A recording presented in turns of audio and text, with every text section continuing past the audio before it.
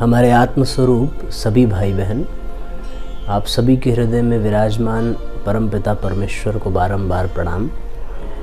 अध्यात्म से जोड़ने वाले त्यौहार और पर्व के वीडियो सीरीज़ में एक नए पर्व पर आज हम सभी लोग चर्चा करेंगे, करवा चौथ। करवा चौथ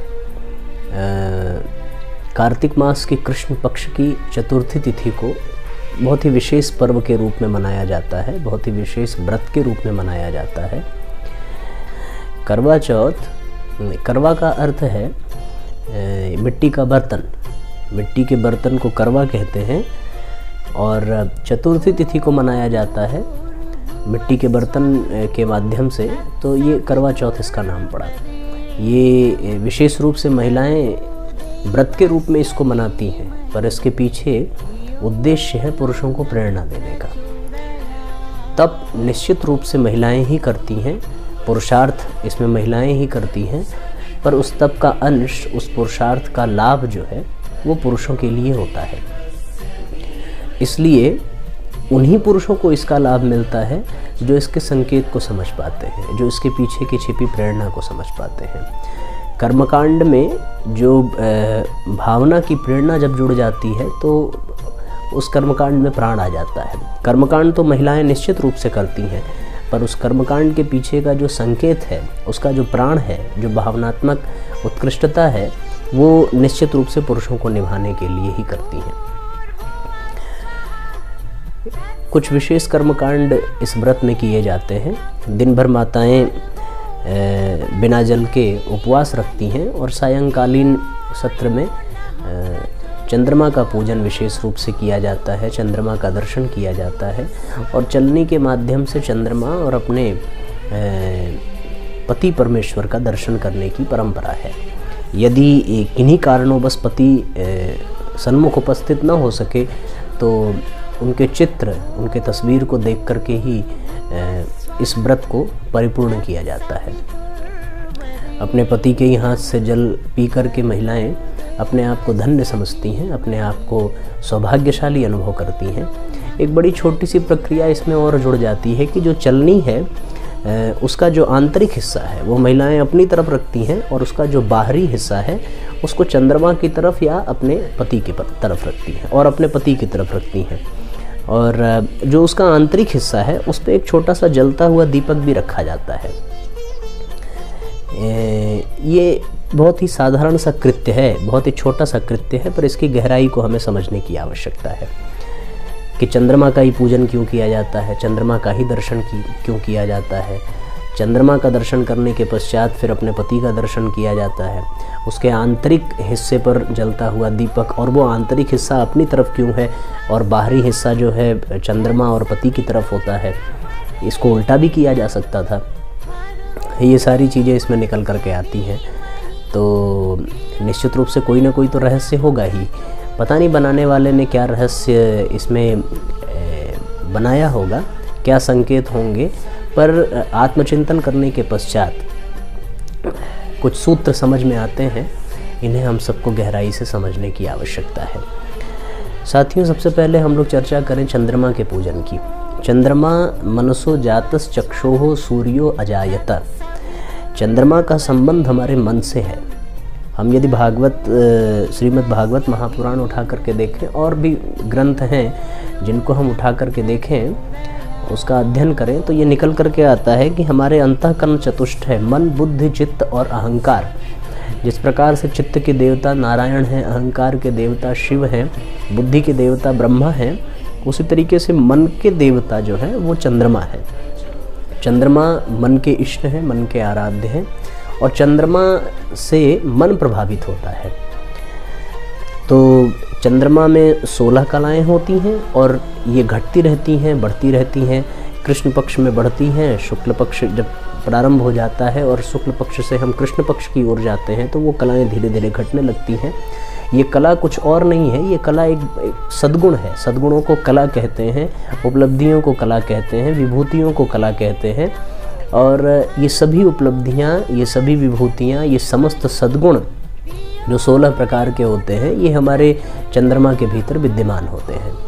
पर इसमें एक विशेषता ये है कि ये परिस्थिति के साथ साथ घटते रहते हैं और परिस्थिति के साथ साथ बढ़ते रहते हैं। इसको हमें, इस संबंध को समझने की आवश्यकता। चंद्रमा के 16 गुण होते हैं, 16 कलाएं होती हैं, और जो माताएं हैं, जो महिलाएं हैं, वो 16 प्रकार का श्रृंगार भी करती हैं। ये 16 श्रृंगार का अर्थ ये हो गया, बाहरी आभूषणों से श्रृंगार कर लेना ये 16 श्रृंगार नहीं है। ये जो 16 श्रृंगार हैं, इसका मतलब हो गया 16 प्रकार के विशेष सद्गुणों को अपने जीवन में धारण कर लेना। और आप सभी उठा करके देखेंगे तो वो 16 प्रकार के विशेष सद्गुण ही हैं जो चंद्रमा की कलाओं के रूप में विख्यात है। और 16 प्रकार के श्रृंगार का मतलब भी यही है माताओं के लिए कि चंद्रमा के उन विशेष 16 प्रकार के सद्गुणों को अपने जीवन में धारण कर लेना। हमारे पास बाहरी दृष्टि से आभूषण पहनने के लिए हो अथवा ना हो, पर ये 16 सद्गुण यदि हमारे जीवन में आ जाते हैं तो साथियों निश्चित रूप से हम 16 श्रृंगार करने का सौभाग्य प्राप्त कर सकते हैं। एक बात तो ये है, पर परिस्थिति के साथ साथ ये सद्गुण जो हैं चंद्रमा में घटते रहते हैं, बढ़ते रहते हैं। बढ़ने का अर्थ है उत्कृष्टता, श्रेष्ठता की ओर, घटने का अर्थ है निकृष्टता की ओर। हमारा जो मन है, इसीलिए हमारा मन भी चंचल होता है।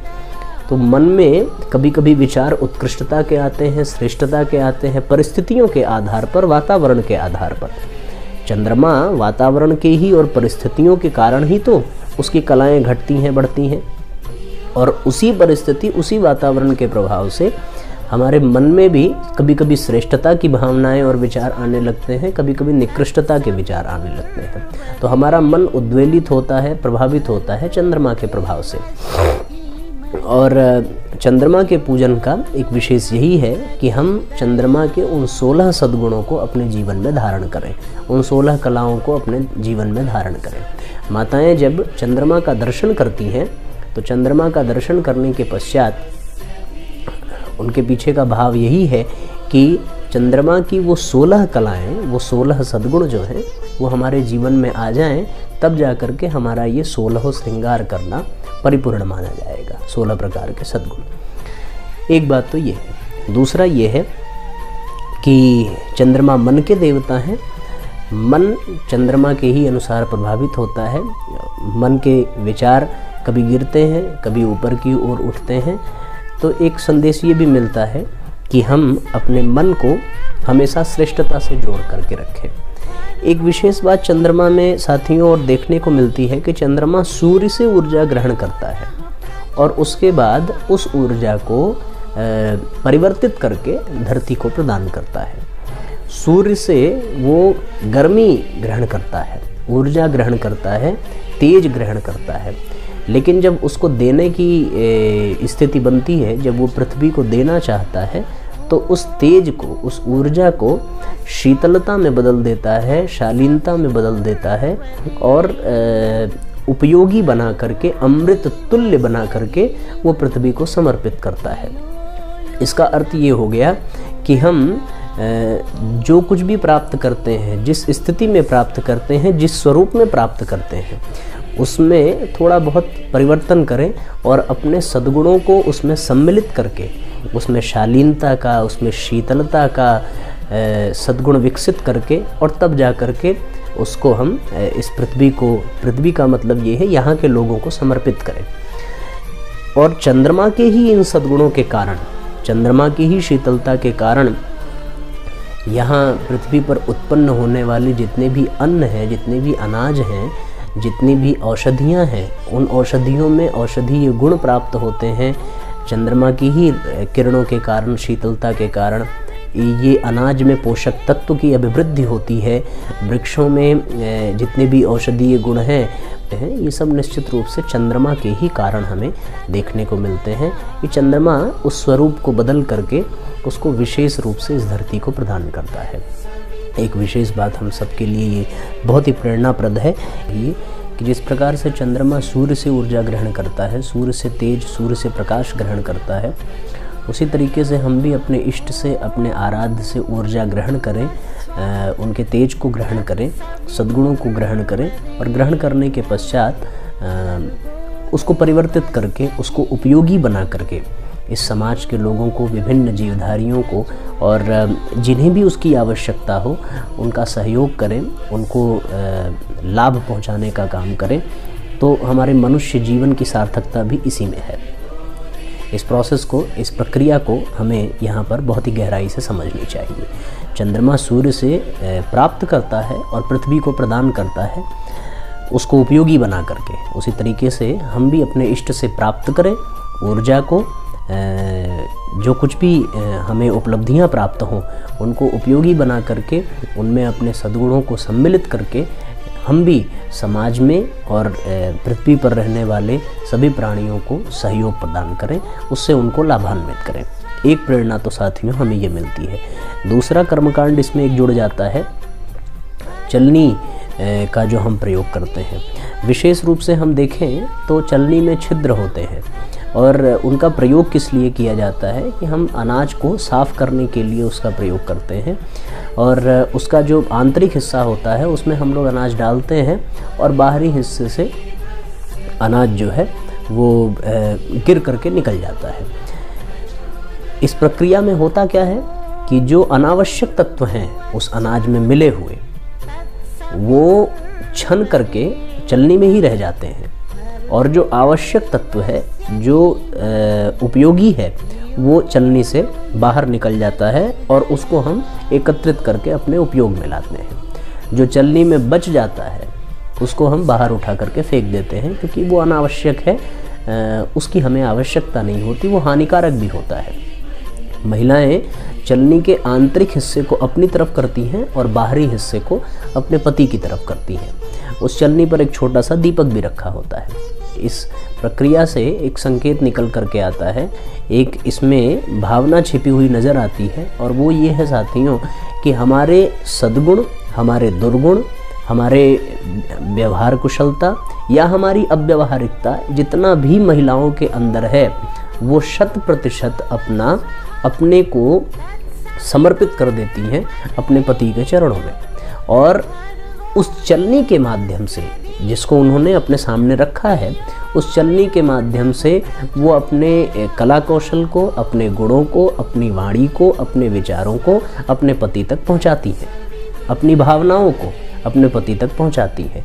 बीच में वो चलनी क्या काम करती है कि उसमें जो अनावश्यक होता है, उसमें जो जिसकी आवश्यकता नहीं होती है, जो हानिकारक होता है, जो उपयोगी नहीं है, उसको वो चलनी हटा करके एक तरफ कर देती है, और जो आवश्यक है, जो उपयोगी है, जो लाभदायी है, वही चीज़ें उसके पति तक पहुंचनी चाहिए।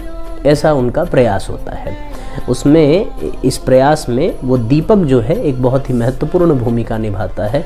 दीपक है पुरुषार्थ का प्रतीक होता है, दीपक ज्ञान का प्रतीक होता है, और जलता हुआ दीपक तप का प्रतीक होता है। महिलाएं जो दिन भर उपवास करती हैं वो एक प्रकार का पुरुषार्थ, एक प्रकार का तप ही होता है। उस तप में उनके अवगुण, उस तप में, उस ज्ञान में, उस पुरुषार्थ में उनके जितने भी अवगुण हैं, जितनी भी अनावश्यक तत्व हैं, अराजक तत्व हैं, जितने भी विचार, भावनाएं ऐसी हैं जिनकी वजह से परिवार में, समाज में और परस्पर प्रेम घट सकता है, सहयोग सम्मान कम हो सकता है, उन सब को उस ज्ञान के दीपक में, उस पुरुषार्थ के माध्यम से, उस तप के माध्यम से उसको मिटा देना, हटा देना, और बची हुई जो आवश्यक चीज़ें हैं, जो लाभदायी हैं और जिनसे सहयोग, प्रेम, सम्मान, इन सारी चीज़ों की अभिवृद्धि होगी परिवार में, पति पत्नी के बीच में, समाज में, उन्हीं तत्वों को उन तक पहुंचाने का प्रयास करना, ये उनका एक प्रकार का एक पुरुषार्थ होता है। इसमें एक छुपी हुई भावना होती है। पुरुषों को भी ये समझना चाहिए। कभी कभी व्यवहारिक पक्ष से यदि हम देखें साथियों, तो कुछ कंकड़ पत्थर अनाज के होते हैं जो चलनी के माध्यम से भी निकल करके चले जाते हैं। इस बात को बहुत गहराई से आप सब समझिएगा। कभी कभी जो अनावश्यक होते हैं, जो कंकड़ पत्थर होते हैं, बहुत छोटी आकृति के होते हैं, वो अनाज के साथ चले जाते हैं, और कभी कभी उसका सेवन भी करना पड़ता है। ये जो छोटे छोटे कंकड़ पत्थर हैं, ये ना चाहते हुए भी जाते हैं।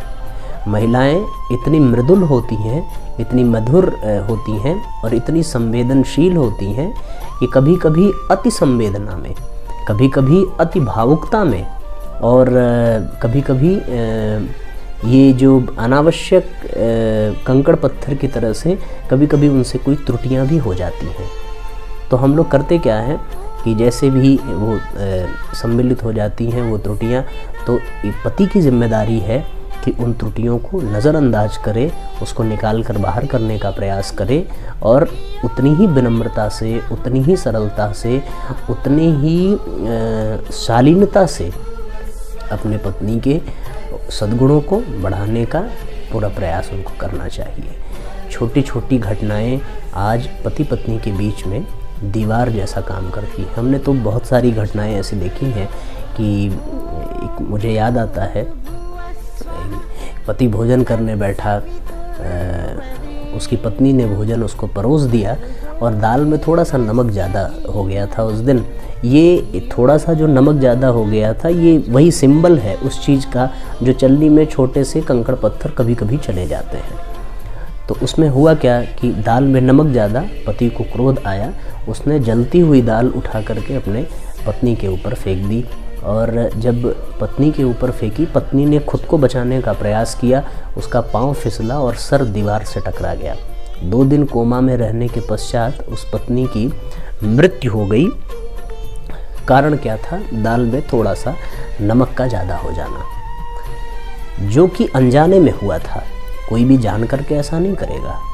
पति को यहीं पर संभलना चाहिए। वो चलनी का महत्व, वो चलनी की प्रेरणा यहीं पर पति के काम आती है कि पति इस चीज़ को समझे कि यदि कभी न चाहते हुए भी कोई त्रुटि पत्नी से हो जाती है, पति की जिम्मेदारी है उसको छुपा देना, उसको मिटा देना, उसको हटा देना। इसलिए पत्नियां उससे उनका दर्शन करती हैं। वहाँ पर बस इतने से नमक की ही बात थी। यदि पति निवेदन कर देता दूसरी दाल बना दो या नमक ज़्यादा हो गया है, उसको मैनेज करने की कोशिश करता, तो साथियों उसकी पत्नी जीवन भर उसके साथ रहती। अब तो न पत्नी उसके साथ है और ज़्यादा नमक वाली दाल तो बड़ी दूर की बात, अब उसे दाल भी देने वाला कोई नहीं रह गया। तो जितने भी मनोमालिन्य पति और पत्नी के बीच में होते हैं वो बस इसी कारण होते हैं। वो जलता हुआ जो दीपक उसमें विद्यमान रहता है वो ज्ञान का दीपक है और वो ज्ञान का दीपक पति और पत्नी दोनों के लिए है। अपने ज्ञान की हम अभिवृद्धि करें और यदि कोई त्रुटि पत्नियों से हो भी जाती है, उनके समर्पण को देखते हुए, उनके तप को देखते हुए, उनके पुरुषार्थ को देखते हुए, साथियों ये पतियों की जिम्मेदारी है कि उनका पोषण करें और उनकी बुराइयों को, उनके भीतर की जो न चाहते हुए भी कमियां हैं, वो चाहती नहीं है पर अति भावुकता में, अति भावनाशीलता में ये सारी चीज़ें हो जाती हैं, तो उसे पूरी तरह से मिटाने, हटाने और उन्हें संभालने की जिम्मेदारी पतियों की है। अभी मैं पिछले दिनों जो लॉकडाउन की स्थिति थी कोविड-19 की वजह से, तो सभी लोगों को एक साथ परिवार में रहना पड़ा। तो ऐसी स्थिति में परस्पर प्रेम और बढ़ना चाहिए था, पर कोविड-19 की वजह से जो स्थिति बनी और सभी अपने परिवार में रहे, तो उस दौरान पति पत्नी के बीच में प्रेम बढ़ने की बातें तो बहुत कम सुनाई पड़ी, पर जो घरेलू हिंसा की बात है वो कई जगह से अनेकानेक उदाहरण ऐसे निकाल कर। निश्चित रूप से ये इसीलिए है साथियों क्योंकि करवा चौथ के उस चलनी का महत्व हम लोग समझ नहीं पाए और आज हमें आवश्यकता है इस चलनी के महत्व को समझने की कि यदि पत्नी उसके माध्यम से हमारी तरफ देख रही है, हमारा दर्शन कर रही है, तो हम ये गांठ बांध लें कि यदि अनावश्यक रूप से कभी भी कोई भी त्रुटि उससे हो भी जाती है, भले ही वो जानबूझ करके की गई हो या अनजाने में, उसके पीछे का जो कुछ भी हो उसको पूरी तरह से हटाने, मिटाने और सुधारने और संवारने की जिम्मेदारी पतियों की होती है। उस चलनी का यही महत्व है और उस पर रखे हुए दीपक का भी यही महत्व है कि हम अपने ज्ञान से, अपने तप से, अपने पुरुषार्थ से उसे अधिक से अधिक संवारने और परिष्कृत करने का काम करें। तो साथियों ये 2 विशेष बातें हमें चंद्रमा से सीखने को मिलती हैं। पहला ये कि हम अपने इष्ट से जो ऊर्जा ग्रहण कर रहे हैं उसको उपयोगी बना करके समाज में वितरित करने का काम करें। दूसरा ये कि चंद्रमा मन के देवता हैं, जिस प्रकार चंद्रमा की कलाएं घटती बढ़ती रहती हैं उसी तरीके से मन की भी वृत्तियां घटती बढ़ती रहती हैं। तो हम अपने मन की वृत्तियों को श्रेष्ठता से जोड़ करके रखें और उससे यश और श्रेय हमें प्राप्त होगा। और दूसरा ये 2 चंद्रमा से और उसके बाद एक तीसरा संदेश मिलता है उस चलनी का और उस पर जलते हुए दीपक का। चलनी का ये कि यदि कभी कभार कोई त्रुटि हो भी जाए तो उसे हम क्षमा करें, उसको सुधारने, मिटाने, हटाने और उसको संवारने का काम करें। किसके माध्यम से? अपने तप के माध्यम से, अपने ज्ञान के माध्यम से, अपने पुरुषार्थ के माध्यम से। ये कुछ विशेष बातें हैं। तो इन सारी भावनाओं के साथ ये करवा चौथ आप सबके लिए बहुत ही विशेष हो। आप सबको ढेर सारी शुभकामनाएं। जितनी प्रेरणा पत्नियों के लिए है उससे कहीं अधिक इस पर्व में प्रेरणा पतियों के लिए है। पति की एक जिम्मेदारी है कि वो अपने पत्नी को अपनी अर्धांगिनी बना करके पत्नी का विकास करे, और वो विकास हर दृष्टि से होना चाहिए। वो पत्नी को मानसिक रूप से पत्नी को विकसित करे, पत्नी को शारीरिक रूप से विकसित करे, पत्नी को आर्थिक रूप से विकसित करे और पोषण दे पत्नी को, अपने पत्नी को श्रेष्ठ बनाने के लिए, अपने पत्नी को उत्कृष्ट बनाने के लिए और अपने पत्नी को उसके जीवन को अपनी ही तरह जीवन को सार्थक बनाने के लिए पति पत्नी दोनों मिलकर के परिवार का अच्छे से पोषण करें, नवयुवकों का सृजन करें और राष्ट्र के लिए कुछ विशेष करें। इन्हीं शुभकामनाओं के साथ आप सभी को करवा चौथ की ढेर सारी शुभकामनाएं। सभी को सादर प्रणाम।